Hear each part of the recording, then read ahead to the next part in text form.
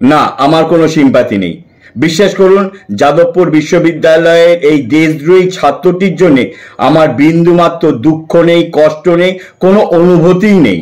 যে ছেলেটি তার ফেসবুকের প্রোফাইলে মন্দির ভেঙে মসজিদ তৈরির ইচ্ছা প্রকাশ করে, কাশ্মীর আজাদের জন্য ডাক দেয়, সশস্ত্র নকশাল রেভলিউশনের ডাক দিয়ে ভারতবর্ষের সংসদীয় গণতন্ত্রকে উৎখাত করার কথা বলে, সন্ত্রাসী ইয়াসিন মালিকের মুক্তির দাবিতে যে প্রচার করে, দেশের জাতীয় পতাকাকে যে একটি পান মশলার সঙ্গে তুলনা করে, অন্তত তার জন্য আমার বিন্দুমাত্র দুঃখ নেই। প্রাক্তন মুখ্যমন্ত্রী বুদ্ধদেব বাবুর মৃত্যু নিয়ে যে প্রকাশ্য ওই ভাষায় লেখে, তারপরেও যারা ওর জন্য পা ধরছেন তাদের জন্য কি আর বলা থাকতে পারে। এই ধরনের ধ্বংসাত্মক মানসিকতা কোনো ছাত্রছাত্রীর জন্য শোভাবর্ধক নয়।